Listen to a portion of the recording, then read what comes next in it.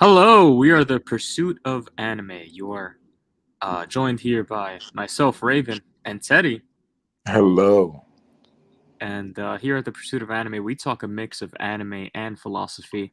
But today we're going to be leaning a bit more into anime, of course, without losing the philosophy aspect. Talking about, has anime become too commercialized? Now, we received a comment last week from our good friend and subscriber, Shadow, who was basically talking about how they feel like anime has become too commercialized as of late, recently.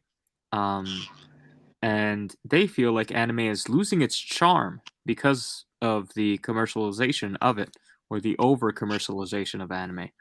Now, of course, I know this is a topic that has been trending. A lot of people, there's always these sayings like, well, they just don't make anime like they used to. And it's common among all art forms, but I guess to kind of get straight into it, Teddy, do you kind of agree that anime is losing its charm because it's too commercialized? It's Well, see, what's interesting about that statement is it's there's two parts to it, right? yeah, The first part is that anime is losing its charm. The second part is that it's becoming over commercialized. Now, the initial commenter linked the two, but I feel like the first step in exploring this topic is to understand, first of all, like, or try to determine that is, are those two actually connected, right? yeah, And beyond even that is each part of that statement need to be either debunked or validated, right? So starting with, is it has it lost its charm, right? Now that's something very subjective depending on who you ask. Some people will tell you that what's being put out now is way better than what used to come out back in the day. I know for myself, I'm a little bit biased because, like, there's certain things that are considered classics. There's certain anime that are considered classics, like Cowboy Bebop, that I just have not been able to get into. And I know that me saying that sounds blasphemous to some people. There's some people that really believe that Cowboy Bebop is some of the most peak anime has to offer. I disagree personally, but you know, I can recognize the entertaining value of it, but that's just not for me, right? If you ask me, certain things like some of the most recent stuff that's come out, JJK is way more interesting to me, and way more fun to watch than Cowboy Bebop. So to me, if you ask me, has anime lost its charm or its appeal? I say no. It has gained appeal because now it's to a point where you're no longer considered a weirdo if you're into anime, right? Because it's become so popular. So then I have to ask you, what do you think he means by he lost his charm? Because I don't see it. well, I think I do see what you're saying. Like, I do see that anime is bringing in more fans day by day than it ever has. Yeah, and Mm. of course, I feel like anime is an art form, and the art form of anime itself seemingly is getting better. I mean, we're getting so many different animation techniques being explored. You see, I guess what these animators are doing with some scenes, which is just so beautiful. The Just look at that episode of One Piece where Luffy sees the swordsman, the scabbards, on the ground, bleeding, Oh, that was and pure cinema. you just see it like just juxtaposed by this scene of like them when they were all together. He sees them all smiling, all happy, jovial. He sees them as his friends, and then just an abrupt cut, silence, no more music, and they're all just on the floor.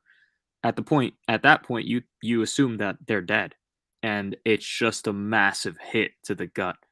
And that to me is art, and that to me shows that there's still amazing art being made in the anime world to this day. I mean, just look at The Boy and the Heron that came out this year, Suzume, Your Name a few years ago. There's some beautiful works of art in the anime world. However, I think that, and I'm usually not the one to say this. I'm the one that like says the comparisons don't have to be one and one. The more different they are, the better it is. However, in this case, I think it's a bit unfair to compare Cowboy Bebop to Jujutsu Kaisen. I feel like in this case, it would make more sense to compare parallels because if you look back to when Cowboy Bebop came out, yeah, and you see the shonen that were coming out and all the stuff that was coming out, you can compare some of the shonen um to Jujutsu Kaisen, of course, right? You can compare the big three to Jujutsu Kaisen,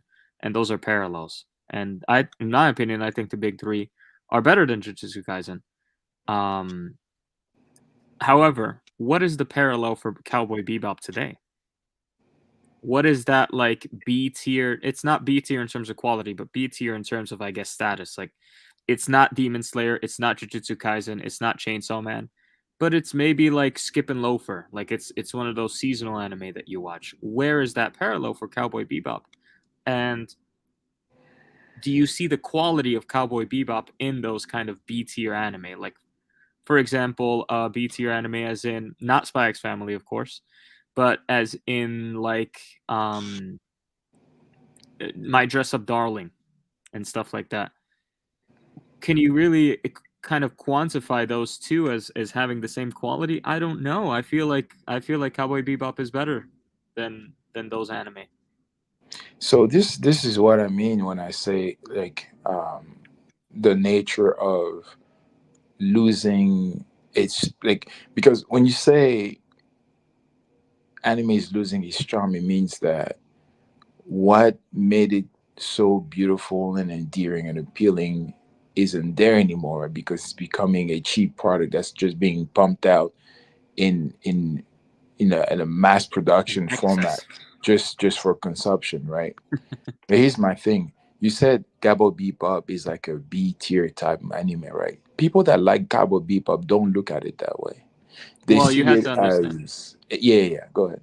you had to understand. I said B tier not in terms of quality. It's just in terms of the reach Yeah, that's what that I when mean. it came out. Like the reach that he has for the people that are into that generation of anime is A tier. That's what I mean. Because it was even before One Piece and all that, right? Like when it was coming out. So for those people, they look at it that way. You and I, we look at it more to because I agree with you. When I see Cowboy Bebop, I think more so of like a B tier in terms of status compared to other stuff out there. But for people that are into it, they look at it and they think that's A tier. And so for them, they're thinking, oh, that's they see the true charm of the true charm of anime in that one. And so when they compare that to some of the later stuff that came out, they're like, no, it's not the same, right? I think that I think that they have to take the feelings out of it because Teddy, I think you and I, we love Clanad, yeah? Hmm. We would say, listen, Clanad to us is A tier in terms of how good the story is.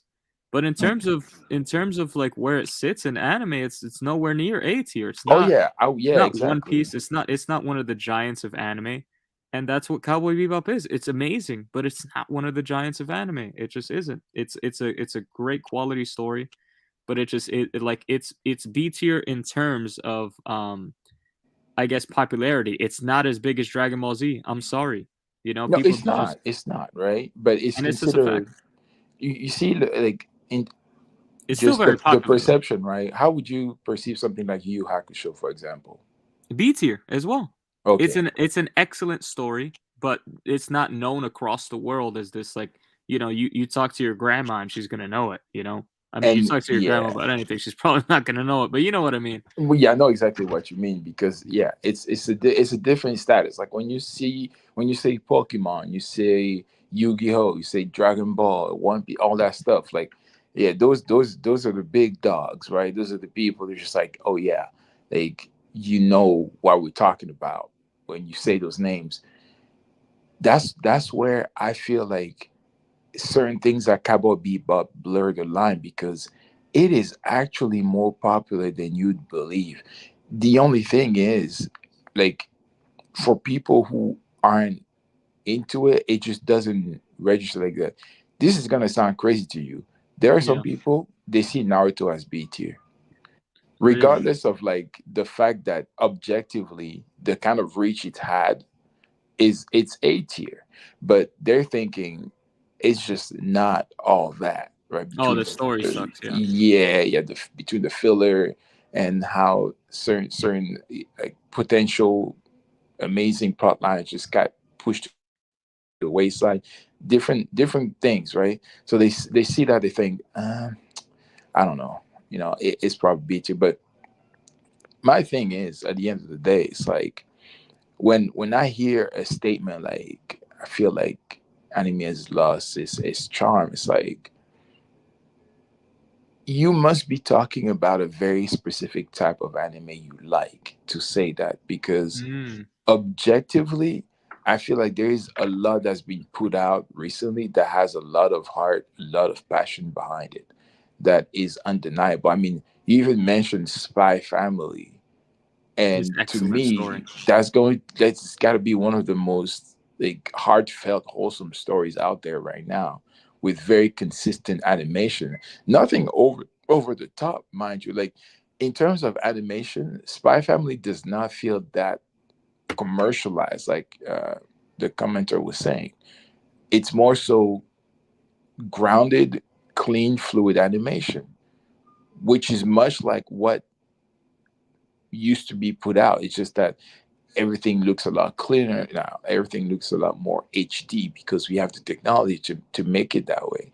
But Yeah. that doesn't mean that it has lost its heart, right? So that's why when I see that statement, my first thing is, I Yeah. can understand where you're coming from, but that's not that shouldn't be a blanket statement, because it is true. There's some truth to it, because I've seen it. I've seen some anime that I legitimately thought this had no need to be created. There's Yeah. no reason for that to exist, but it's out there because they just think, oh, now that anime is popular, we're just gonna pump out a bunch of it because we know that we're living in a consumer driven society right now. Is people are just going to consume, so we're just going to put it out, right? Yeah. Well, this is the thing, Teddy, and this is what I was getting at with my point before about like the B tier anime and this and that. It has nothing to do with the quality, and I think you understand that. I'm just reiterating it because I think definitions can get skewed, and then people like kind of mishear. They hear basically things that you aren't saying, right? What we're saying is that regardless of the quality of the show, yeah, it's about the popularity. So when you have shonen, big, massive shonen anime that are going to appeal to the masses, Jujutsu Kaisen, My Hero Academia, One Piece, Bleach, I feel like those should be compared one and one. And then when you have the more seasonal, like 24 episode animes that don't come from these big manga series that are selling thousands and billions of copies, yeah, like Cowboy Bebop, or for example, Made in Abyss. Made in Abyss was a seasonal anime. I don't. The manga definitely wasn't that big, if it even has a manga. Um, and it was an example of a recent story that you can compare to Cowboy Bebop because they were both 24 episodes long. I know Made in Abyss had more seasons, but I think this goes kind of to your point, Teddy. Made in Abyss was a great show. So and that was pretty recent. So it does come into question, has anime become too commercialized? And I think in certain instances it has. Just look at One Piece. One Piece was of a certain quality, and I'm going to go into something a little random seemingly, but it's going to tie Tie back in. back around. All right. It's going Yeah. to tie back around. So there's this concept in the wine world, yeah, when you have a wine.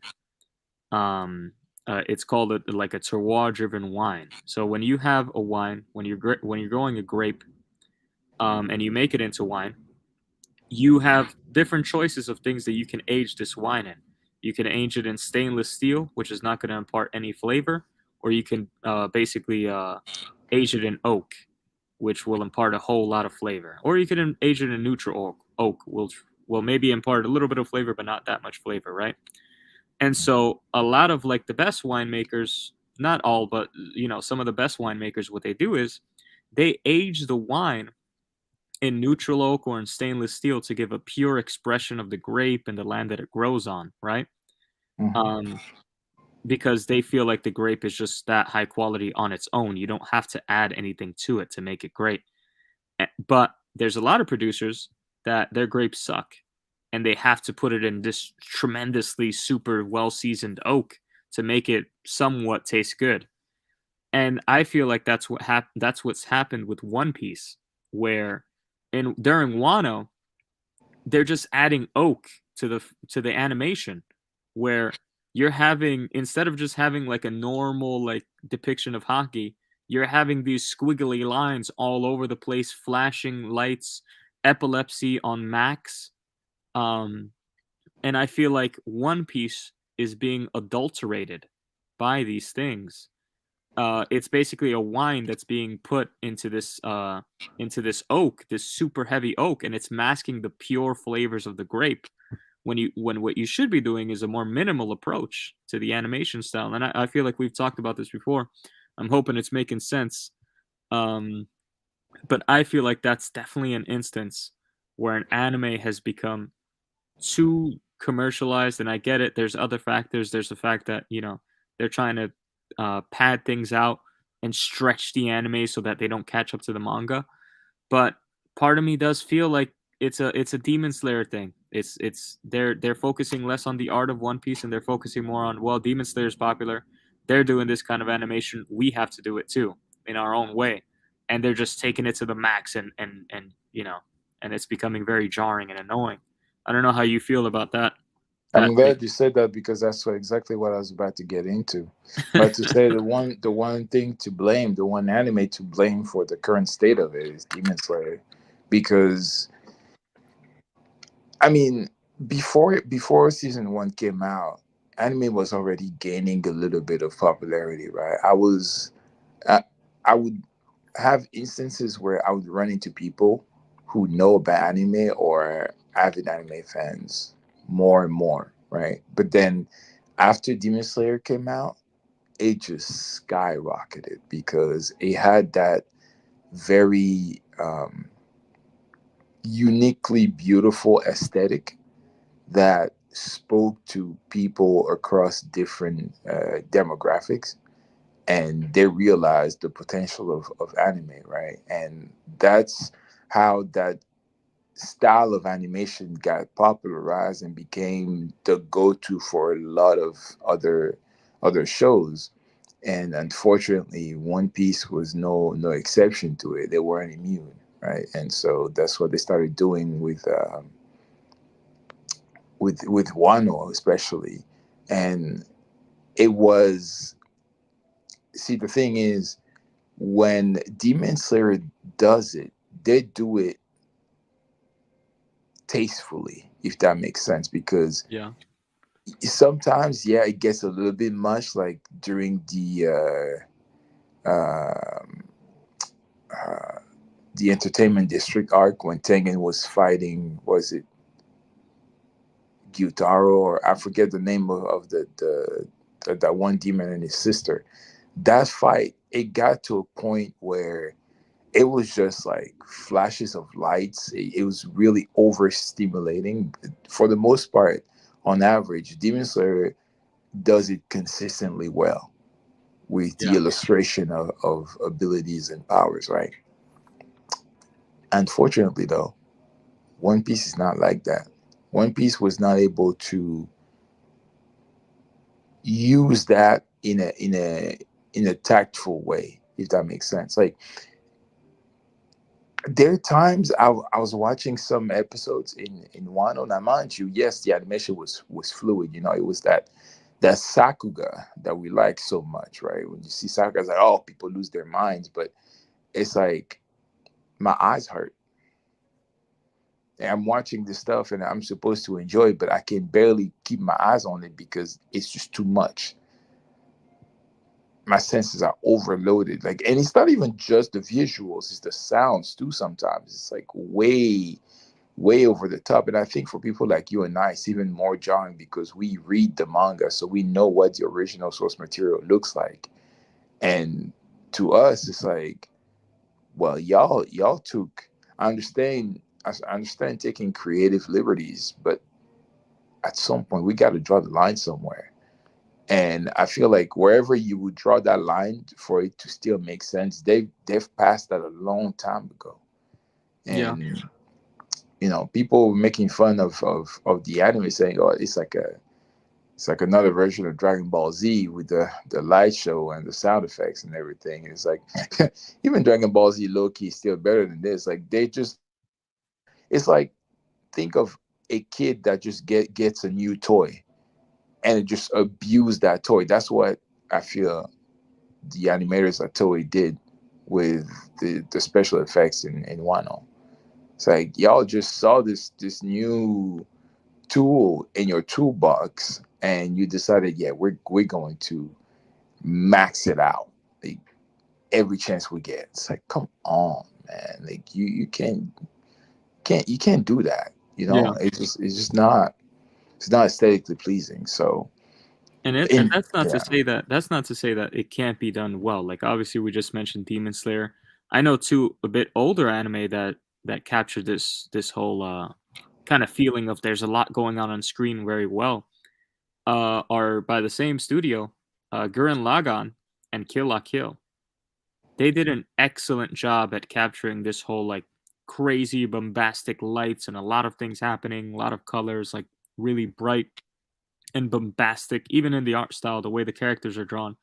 It's two absolutely beautiful stories. They're some of my favorite anime of all time, personally, both of them. And even recently, Bleach, Thousand Year Blood War arc. I will take any chance I get to talk about the greatness of Bleach, and they're doing that style with a lot of finesse, a lot of still keeping the purity of the original story and the original feel and aesthetic of the OG show. But the thing is, See, One Piece is yeah. absorbing it. One Piece is real quick. One Piece is absorbing it and losing themselves in it. See, the main difference between the examples you just brought up and the way One Piece is doing it is that even in a few instances that they go crazy with the special effects, you are still able to tell what's going on, whether Yeah, it be Gurren Lagann or Kill la Kill or Bleach. Is, yes, we use those special effects, but they're only used to enhance what's really happening. It's not like a cover up, where yeah, that's kind of the way you feel sometimes with One Piece. But those, listen, the Thousand Year Blood War arc, the anime. bruh. When I tell you, I don't remember the last time I've rewatched episodes that many times. The Yamamoto versus Yuaba fight. I it's when I say this, people might think that I'm over exaggerating. People, it should be studied in animation classes, even in film classes, of how to choreograph and how to present a fight in a very impactful and impressive way. I am not kidding you. That fight was orchestrated beautifully, from the animation to the angles to the sound effects. Like when Yamamoto unleashes the different steps of his bankai, there's different sound effects that match that. It's like, when you go to the movies, sometimes they have that 4D experience where you get to also feel with different senses besides just sight and sound. Yeah, Right? It felt like that watching that. I felt like I was there, able to feel like when they were depicting how much heat was emanating from him releasing his bankai. The way they depicted it, it's like that dry heat that just consumes you. I felt that, right? And I was like, okay, you know what? This is what I'm talking about. Another anime that has been doing just phenomenal work with the animation, where I just can't agree with the statement that anime is losing its charm, because I feel like it, in its own way, it's gaining even more charm. Like, especially last year, I've just been so happy with it. It was just amazing. yeah. But uh, Jujutsu Kaisen. I know you haven't gotten there yet, so I'm not gonna say too much for the people who know. Season two, Sukuna. That's all I'm gonna say. For y'all, you know what I'm talking about when I say that. Everything that he did during that season made you feel like you were experiencing that first, like in first person, Teddy, like there. tell me this. If you can tell me this without explaining anything, really, please. But somebody told me something that I think sounds crazy. I haven't even seen it, but just from what I know about Jujutsu Kaisen, from what other people have said, somebody said the second season was decent, but the first season was much better. Is that true? No, it's not. So Okay. what I'm gonna say is this. Is there any credibility to that? Why would anybody say that? Because There from is what there is none whatsoever, because the crazy thing about season two, it's actually split in two parts, where the first part kind of sets up not only what's going to happen in season two, but also what happened before season one. So as a just in terms of how much story you get from season two, it's already a lot more complete than season one. But that's yeah even besides the point. Listen, the fights, the animation, the stories, the emotions, that take is a biased take. If you tell me I personally prefer season one to season two, I can understand that. But you can never, and I mean this with my whole heart, you can never say objectively that season one is better than season two, because that's a bold faced lie. oh god Like, you can put the best of what season one had to offer, just animation wise, and it's like a regular episode in season two. yeah It's insane. Like, when I tell you it's insane, I cannot wait for you to get to it, bro, because you'll understand why I feel the way I do. It's ridiculous.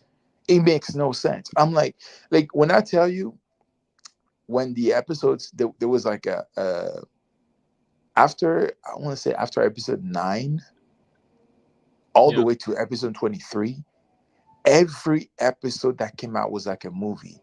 I remember the whole fandom was saying, please, Mappa, let your animators take a break, because there is no way they're able to put this out on a weekly basis and they're getting enough sleep. There's just no yeah way. This is way too good. This is way too crisp, right? So, like, it was insane. So when the season finished, usually you have people like, oh man, the next season cannot come soon enough. Almost everybody was like, please take your time. Oh please, because y'all went too hard. Like, we need to recover. Like, right now we're still going back and revisiting some of these episodes, because it's so much that you probably missed some stuff, so you're going to go back and re-experience everything again. It's like, oh man, it's so good. All I'm going to say is look forward to Sukuna, especially in season 2. I'm just all going to right. keep it at that. I'm gonna check it out. But yeah, that's the thing with like Demon Slayer and things like that. Like they ended up outselling Spirited Away, yeah, in terms of like ticket sales. And Spirited Away is a complete work of art. So when you have Demon Slayer, which is, I mean, let's face it, it's nowhere near the quality of Spirited Away, outselling it, you have a lot of these animators looking at what happened and saying, "Well, listen, look how much money they made doing this. We have to do that too." And it's you see it in every industry, you know? There's uh there's winemakers that they focus on making the highest quality wine in small limited batches, but they won't make as much money as the freaking factory that's pumping out $10 wines, like 20 million bottles per week. That the wine is just like straight water, like it's a horrible wine. So yeah, you'll make a lot more money, but you're not going to be producing the art that people will remember and that will stick with people for forever. You won't have that legacy. You know, you'll see that with boxers too. Just look at the difference between like old boxers like Sugar Ray Leonard. Look at the names on his resume, on Sugar Ray Leonard's resume, and you will see all the fighters that he's fought, quality after quality fighter. Yeah, um, Mhm. regardless of the asterisks of the fights themselves. Yeah, but then you look at a modern day like popular boxer like say Tank Davis, who has never really fought an active champion, and he's fought all of these weird, like, barely top 10 fighters, and like these silver and diamond belt holders. He's just not of the same quality. Yeah, it's like a factory, like, oh yeah, look at him, he's fighting all these guys, but they're not real. There's no quality there, there's no substance. And then in the end, the one that's going to be left with all the legacy is Sugar Ray Leonard. You're never going to forget him. And Tank Davis is just going to fade. What did he do? He beat Ryan Garcia once. That's about it. I mean, Ryan Garcia was never a champion. He was barely even a top 10 fighter. It's just Instagram, TikTok, bubblegum, popcorn blockbuster stuff. It's like the difference between a blockbuster movie and an Oscar winner. And I definitely do get the sense that a lot of animators are starting to try to become a bit more commercialized, to become a bit more blockbustery, to become a bit more like those pop star boxers, to make more money. But the reality is that the legacy is what people, I feel like, what people should be chasing, because that's the stuff that never fades, that's the stuff that's permanent, and that's the stuff that pushes the art form and really makes you timeless, and really makes you rich. I don't know how you feel about that, Teddy. I think, I mean, that There goes can be that a goes without balance. saying, right?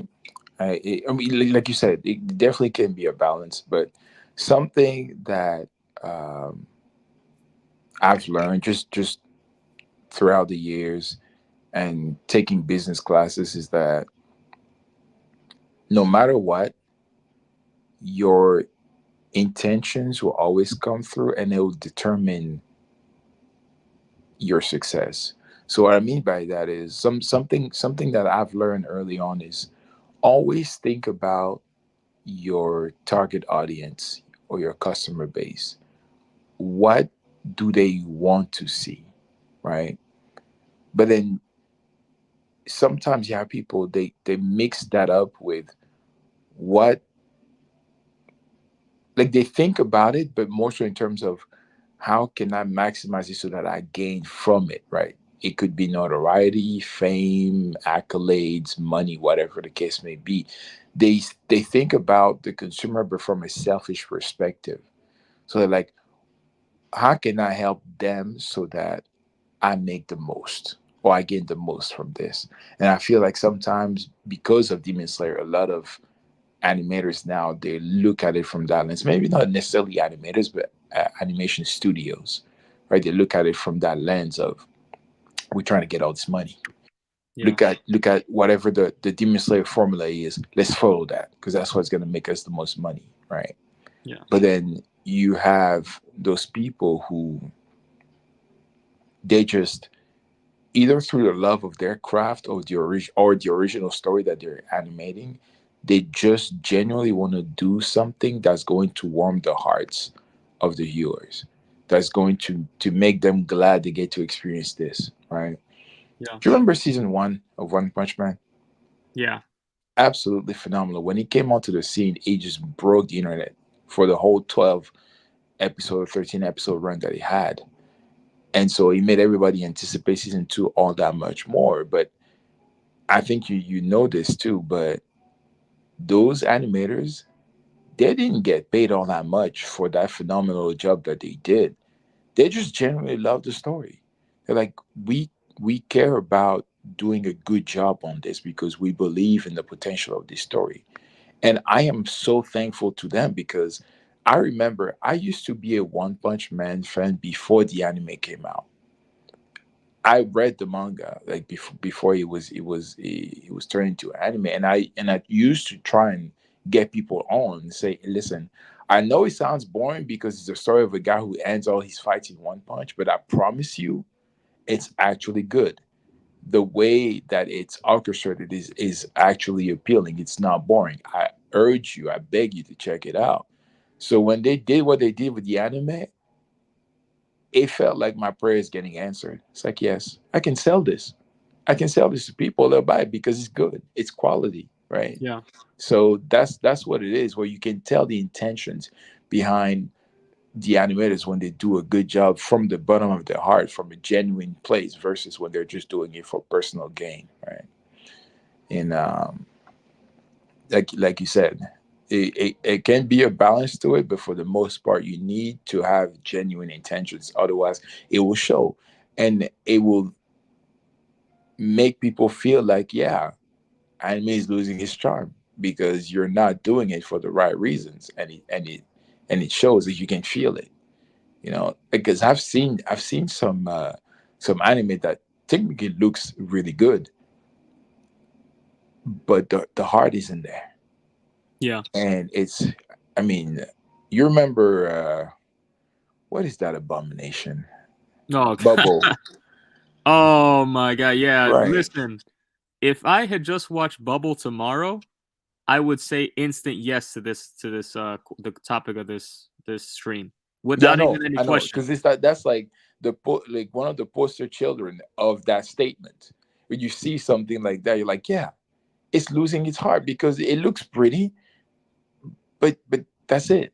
There's nothing to it. There's no substance. There was another one I saw on Netflix called God Eater, and that Oh one yeah. hurt me because I could see the potential, but oh my days, it was boring. It was a snooze fest if I ever seen one. Like, Yeah. bruh, what are we doing here? They just kept talking, talking, talking Yeah, and it was just weird. And about then nothing. exactly about nothing. And there was action, but even the action was like, "Ugh, what am I do? What are we doing?" Like, it It just was very basic action. Like, yeah, like I remember we had this conversation before, but it's just it. I feel like it's pertinent to mention again for this conversation, but it's like they wanted an excuse to show fights or to show pretty animation, and that's why they created that anime where it's like, oh, we want to show cool fights, but we don't really have a story. So the story is more so an excuse to get to the fights versus, oh, there's actual a substance here that we can do. yeah, Same with Bubble with the parkour. It's like we just want to do an anime about some crazy, like futuristic, like apocalyptic type scenario for parkour, but we don't really have a story behind it. So let's just use that as an excuse to do that, right? And then you have stuff like Violet Evergarden, where it's like, okay, phenomenal story, yeah, phenomenal animation. As I, excellent. I don't give tens easily, especially if you're not something that has hit me the way that Hunter x Hunter or Attack on Titan did. I don't give him away easily. Violet Evergarden, it'd be criminal to give it anything less than a nine, in my opinion. Yeah, it is. It's And I know it absolutely sounds a little beautiful. biased, but I mean, you've seen it. You know what I'm talking about. Yeah, I feel like everybody knows. That's it. That's a weird. I feel like that is a great parallel as well to the whole. I feel like that's like a Cowboy Bebop kind of thing, like where it's a cult classic, which is what Cowboy Bebop is. Cult classic. A lot of people know about it, especially if you're an anime fan. You know about it, or you've heard of it, even if you haven't watched it. And it's not one of these big like Bleach or One Piece. But I mean, if we're still getting Violet Evergardens, I feel like anime's in a good place as long as we're getting those every now and then. You know, That's what I'm saying. we don't have to get them all the time. And yes, I do think that the commercialization is impacting anime a bit and making it a bit worse. But we're still getting good quality, great quality. Boy and the Heron this year, you know. Hmm. Skip and Loafer recently came out. What's that other one? Suzume. Oh, Suzume. There was this other anime, like a proper anime. Oh, you were telling me about it the other day, actually. Not redo of a healer. Oh Jesus Christ, not that. Oh no, no, no, God never nerf me. that. Oh, Heavenly Delusions. Heavenly Delusions. There we go. Yeah, yeah. Yeah. Ooh, Oh, oh God. man, it just hit me again. I was like, oh, Teddy, that's I so just good. got I just got some good news. I'm gonna be able to stream a little longer. I cut my shift this today from work. Um, I'm gonna need to do something really quickly. 5 minutes though. Hold it down and tell us about Heavenly Delusion. Tell us about the greatness. I'll literally be back in five. I'll leave you to it. Okay, man. She listen, listen. I mean, Heavenly Delusion. It was a great surprise because I before I watched it proper, I'd seen random clips, and based on just the animation style and the action that I saw, I knew that it was going to be something I would enjoy. I just didn't know how much because I wasn't familiar with the story, and it seems like the setting is a post-apocalyptic world that is it's not a novel concept, right? There have been other anime that follow the same premise, like Fist of the North Star. That's one of the popular cult classics that have the same kind of idea of we're in a post-apocalyptic world where we're trying to survive, where resources are scarce and limited. So I was already familiar with the concept. It's just that the characters felt very grounded. They felt very real. They felt like you could see how people would behave like that in in this situation in real life. Not only that, because with anime, everything is a little bit more enhanced. Everything is a little bit sometimes exaggerated, but for the most part, you just feel regular emotions 10 times stronger through that medium. So it really hit at certain times because you had that combined with the like some of the realism of it. So that was great, but it was the setup, how everything culminated from episode 1 all the way to episode 13, where they're setting it up and you don't know what's going on because essentially there's two different uh, we're following two different storylines at the same time. And I cannot say any more than that because that would be a huge spoiler. But just suffice it to say, when everything comes together and the pieces start connecting, you realize, oh wow, this is actually a lot more interesting than I thought. I mean, it was already interesting as it was because you're looking at the different situations that the characters find themselves in, the experiences that they go through, how they respond to those experiences, their perceptions of those experiences. So you see that, and then you see how what their actions lead them to, the consequences of their actions, if you will, and their decisions. And it is simply phenomenal. I mean, you even get like small backstories here and there that don't overstay their welcome because that is uh, one drawback sometimes of the anime style of storytelling is where you get into a flashback that lasts so long that you even forget what the current storyline is. And then when you come back to it, it feels a little bit jarring, but it's not like that with this one because they make it very seamless. It's only the most pertinent information that you're given for that specific point in time. So, um, yeah. And then, I mean, it's different. One thing that we also talk about the appeal of anime sometimes is the themes that get tackled in some of these stories. And in Heavenly Delusions, there's a lot of um, really interesting themes, right? That even pertain to our current times. They're very relevant for our current times. So that's why I hope that at some point, uh, whenever Raven gets into it, we're able to have a proper open conversation because I'm doing my very best not to drop any spoilers whatsoever because it's one of those you just cannot spoil. there's some stories where you can kind of say certain things that happen further down the story because they don't take away that much from the main plot points. But with this, it's just a tightly woven tale that I cannot say anything that's too direct to the story that's going to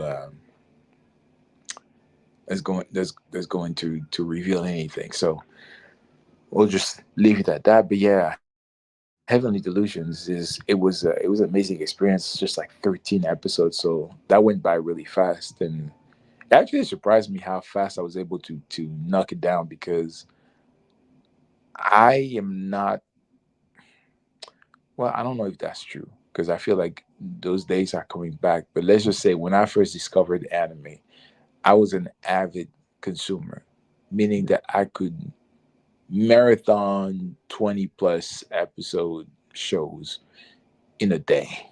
Right. I was a prime binger, right? So to have knocked that down in like a day and a half, to me, that was a testament to how good it was. It was late night and like 1 a.m., 2 a.m. I could not go to sleep because I had to know what happened next. And then when I finally caught up, I realized, oh wait, there's more to it, and I cannot wait for season two to come out. It cannot come out soon enough because I know there's a manga for it.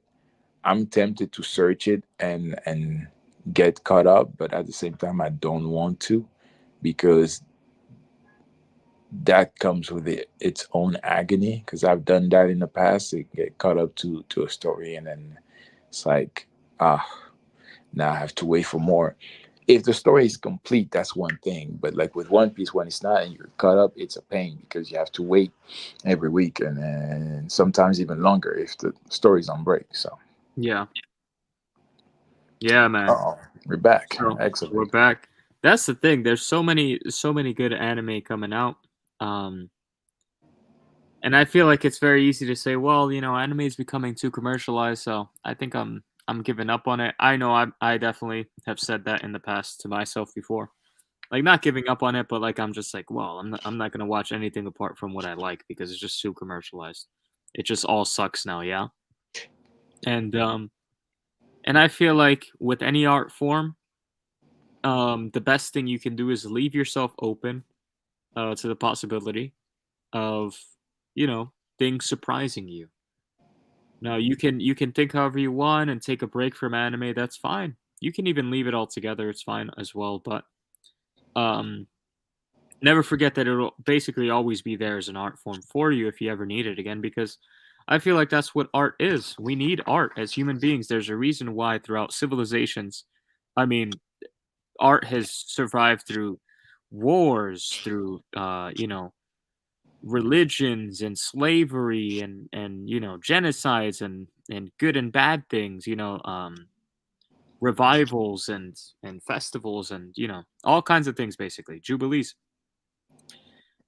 They've been a constant, whether it's painting, music, uh wine, books, even like the visual, like the art of storytelling, Yeah, any art form of of entertainment, really. any form of entertainment. It can serve as entertainment. It can serve as art can serve as entertainment, inspiration, as a reason to keep moving forward.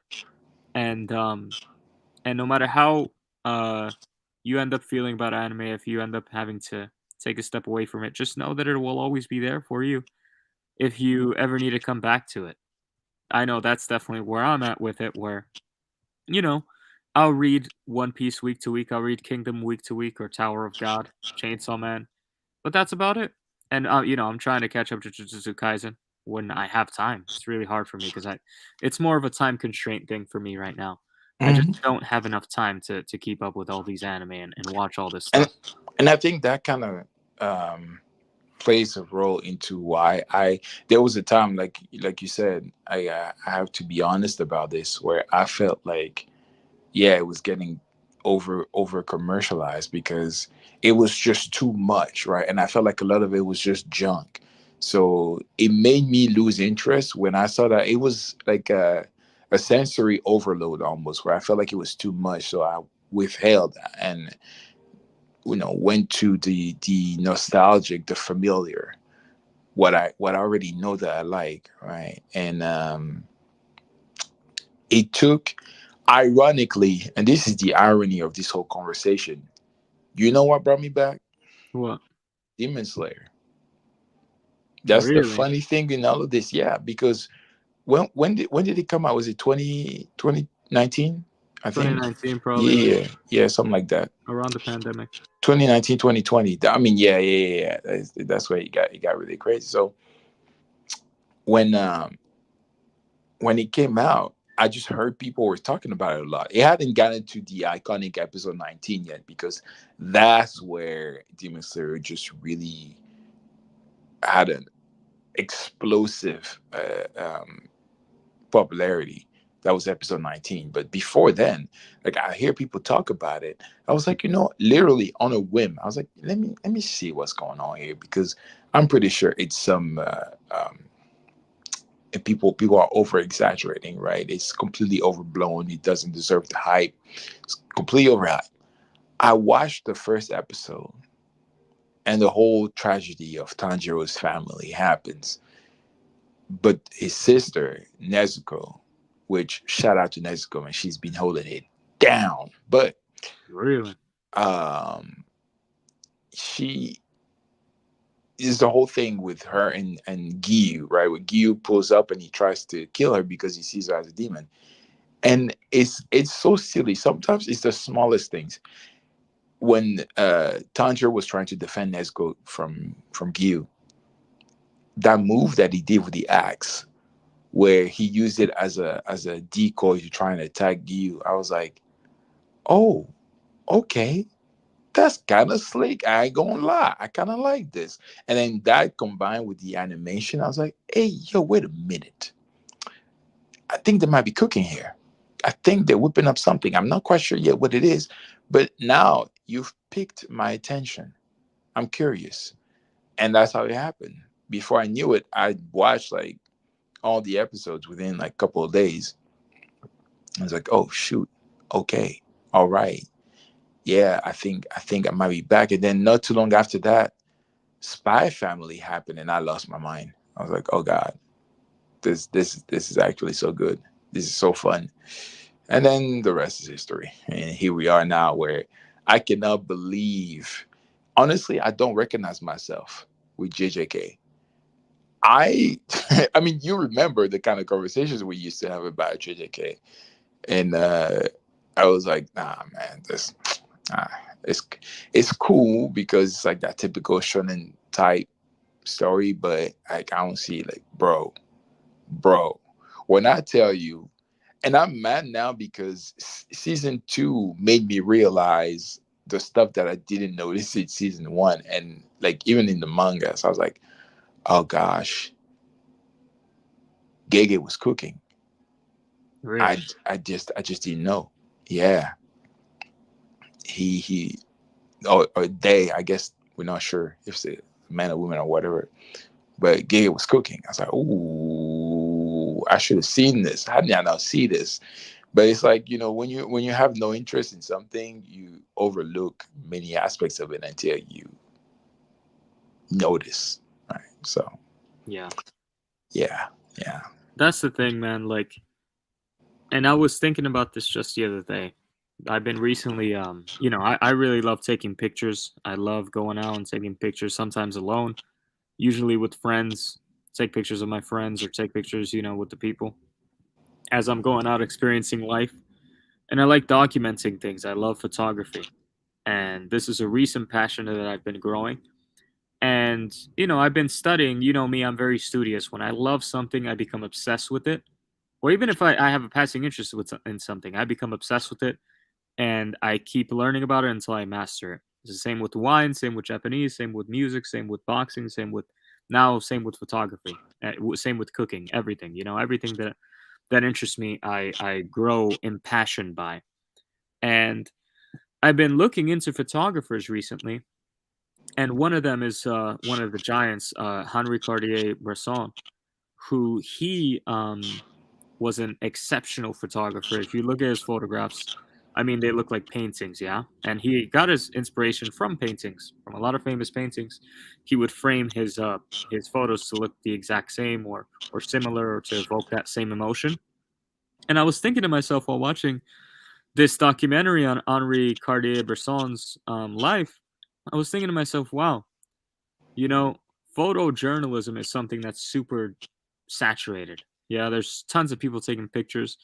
I mean, even people not doing it professionally on Instagram, on Snapchat, on whatever, even LinkedIn, what have you. So, is there really room for there to be produced, for art to be produced through this medium anymore? Because it's so saturated. If Henri Cartier-Bresson were born today and he were to become active, like as a photographer 20 years from now, or even just right now, yeah, would his work really stand out to people? You know, I was thinking that to myself, I'm thinking about that with anime right now, where we love One Piece, don't we? We love Bleach, we love a Hunter x Hunter. But do you think that right now, if you put Hunter x Hunter and One Piece and Bleach and Naruto in the mix with all of these anime that are coming out, these quote unquote commercialized like blockbuster type of anime, do you think they would still have a market? They would still have success? You see, the reason why I think so is because I've seen it.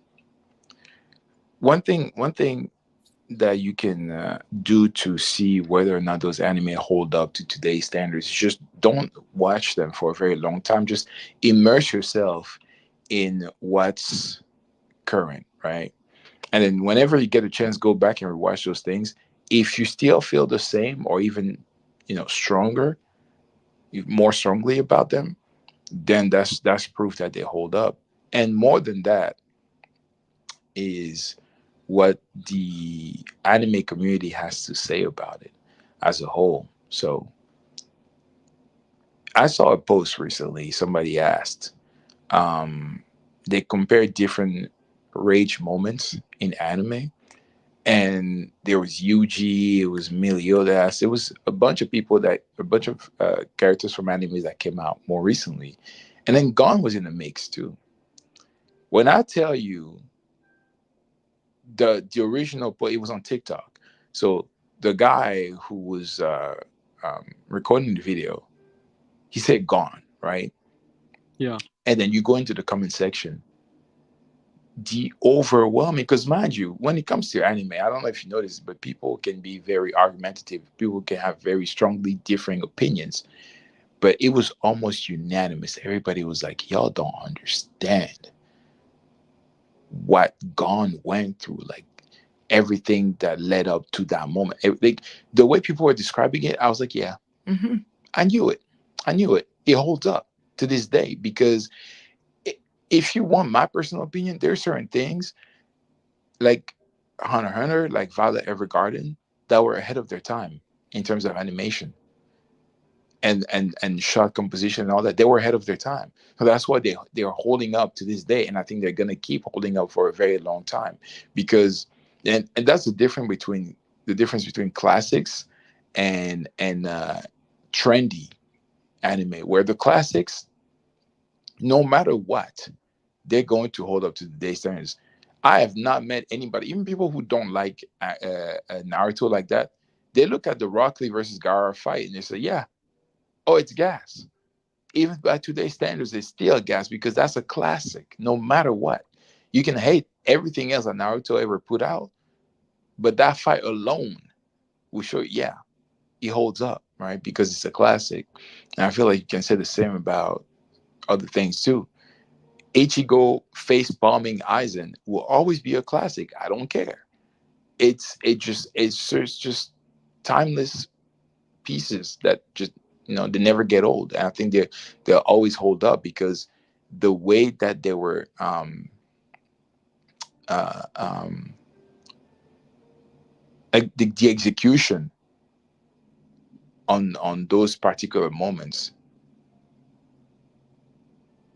it's like everybody had the exact same experience or damn near watching these moments That's why I'm kind of glad for YouTube reaction channels, because it helps you see how other people perceive something that you've experienced yourself. So you see their reaction is like, yeah, hmm, that makes sense. It was crazy. And it's like there wasn't any particular animation style that only pertained to that time period. It was just fluid animation. You just see what happens, and that's that. Eisen, you talk too much. Face palm. Let's go away from here. Yep. Simple, clean, straight to the point. That could almost never, you know. So yeah, it wasn't like a particular style that was more prevalent back then. No, it's just like that's the way it looks. So I mean, that's a very good point you brought up, because I can also give you examples of other anime that I've rewatched that I love, right? I love dearly, but I was like, yeah, this is definitely a different time. And that was Yu Hakusho. Eh, Well, I love Yu Hakusho, but I've rewatched certain episodes, like the Toguro fight and the Shinobu Sensui fight, where I was like, more than just the animation, it's the pacing, and the angles and the shot selection that I was like, okay, this is yeah, this might be a bit outdated. If you show this to somebody by today's standards, they'd be like, nah. That's why I don't know if you've heard this, but a lot of people have been pushing for a remake of Yu Hakusho, because they believe in the potential of the story. They believe it's a good, fun, shonen type story, but the animation is outdated. yeah, the animation truly Yeah, is outdated. it's very outdated. Like it's shocking how outdated it is. I'm talking a fight like I looked up on YouTube the Yusuke and Toguro fight, because I saw some shorts. I was like, oh, let me go back, then go down nostalgia lane and revisit this. Bro, I could not sit through the whole thing. The amount of flashbacks and characters just standing there staring at each other that happened. I was like, how did I ever have the patience as a kid watching this? Like this is not I can't do this right now, man. I got things to do and places to be. Let's get to it. For real. Yeah. I don't know, like, I don't know the direction that anime can really go from here. I don't think that it's a horrible direction that it's going in. Hmm. Um, but I do think, like, for things like One Piece, it's going in a horrible direction. I mean, well, I haven't watched the latest episodes, granted, and I watched the latest opening, and I Hmm. do like the animation style. It looks cool or whatever. But then, I see the scene with Rayleigh and him using hockey on Blackbeard, and I'm just like, bro, this I'm not gonna watch this anytime Thank soon. you. Let's just say So that. it wasn't just me. Yeah, I promise you, man. Sometimes I feel alone, because I see this thing, and I personally believe it's so obvious that it's not good. It's just weird and clunky and awkward. It's just not right.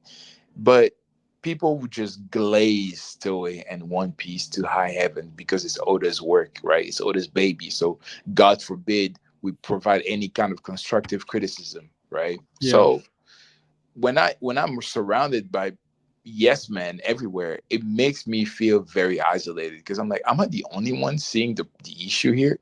So anytime I talk to you, I'm like, oh, thank God, it's not just me. Other yeah, people see this, they understand. Like, of course. I But cringe, bro. I cringe when I saw that really hacky animation. I was like, ugh, that.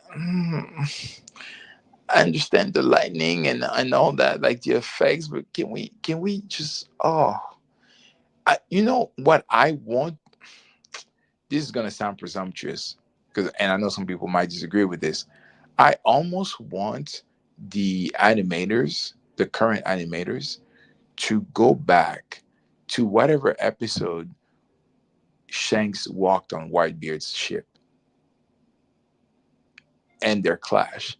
I wanted to go back there and revisit what it feels like to portray hockey in a way that it has weight, it has presence, where you feel like, yeah, this is a force of nature we're dealing with, it not just flashes of light and lightning. Because to me, the latest depictions of hockey, they feel cheap. Yeah. Oh, it definitely. it doesn't have the kind of aura that I expect from hockey. So It feels awful. It feels just cheap and very weird, and I don't know. It just feels like an anime made for idiots when you see that. Like it's just like they're really dumbing it down, and they're showing you like they're basically looking into the camera and saying, "Hey guys, look at this. This is very strong hockey. You should be impressed by this." You know? hmm As hmm opposed to just letting the scene and what's happening right in front of you just speak for itself. You don't have to say it. Just show it. And that's the problem. And that's one of the problems with commercialization, where they have to dumb it down because a lot of people consume anime more casually, and that's fine. There's nothing wrong with that. But the thing is, like, when you're trying to create art and you're trying to do it at the highest level, commercialization just isn't shouldn't be the number one driving factor. And I feel like Toei is falling victim to that. They're flying a bit too close to the sun with that, and and and yeah, they're suffering in quality because of it. What are you gonna that say to me? exactly. No, because they're just being awkward about it. That's the problem. Is they're not sitting down to study how can we use this style of animation, like the Demon Slayer style, to how does that translate to a story like One Piece? And plus, something that I find personally to be so almost criminal from them is the fact that they have 1,000 plus episodes to fall back on in terms of a reference material that they can use to create a better product that feels more like One Piece, that feels authentic and genuine. But they decide to just stick to this cheap special effects. It just upsets me every time I see it because it shows a lack of heart and a lack of passion for the thing. And I know some people are gonna say, well, you don't know what the animators are going. I'm like, yeah, I'm not talking about the animators specifically. I'm talking about Toei, the company, because they're the ones that are calling the shots. They're the one that makes the decision. Like, yeah, this is good. This is what we want to put out, right? And what's also annoying is that you know that they can do a better job because when they do, you can tell. It's like the episode, the example you gave of Luffy walking past Kaido and Big Mom and seeing all the scabbards on the ground defeated. Clearly, they can do a good job.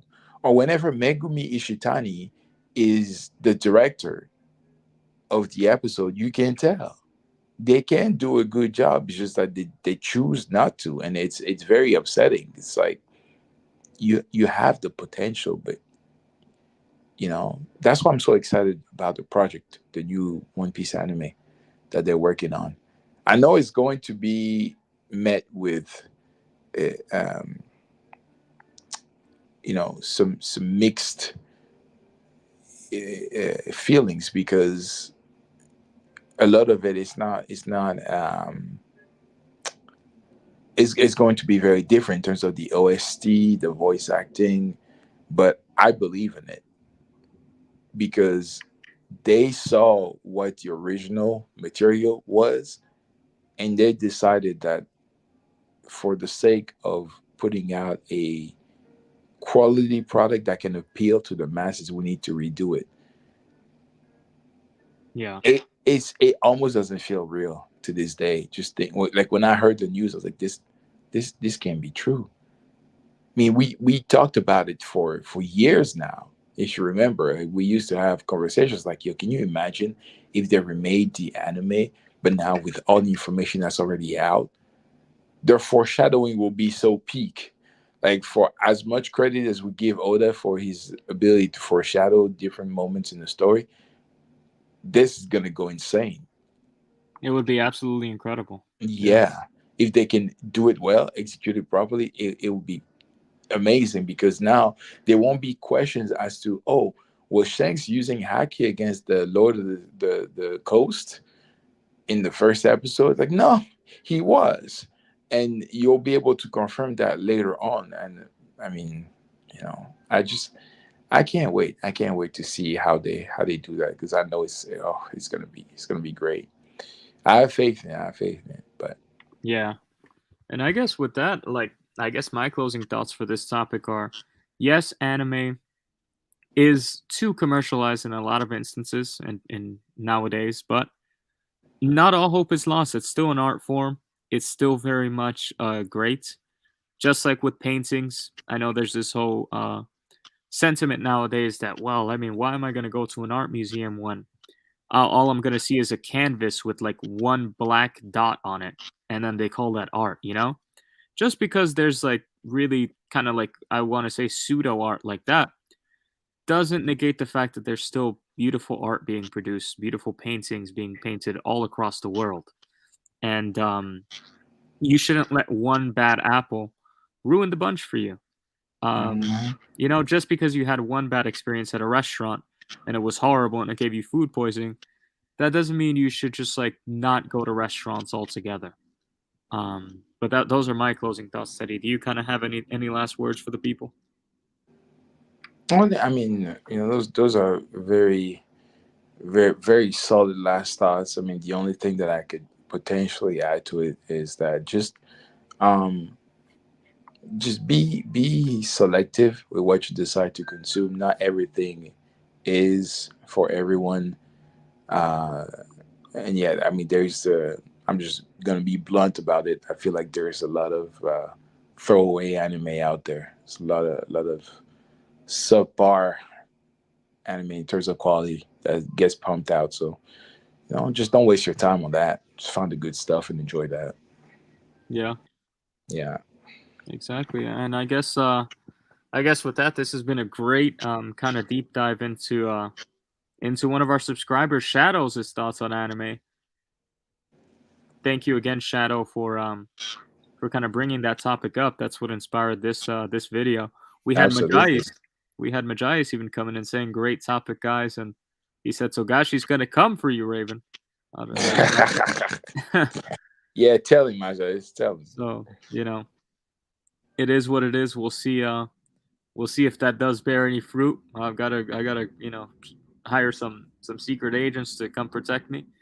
But yeah, I mean, with that, that has been a great topic. Let us know what you think in the comments below. Do you think anime is too commercialized? Do you think that it's a good thing, a bad thing? Do you kind of agree with us where there can be a balance to things? Not all hope is lost.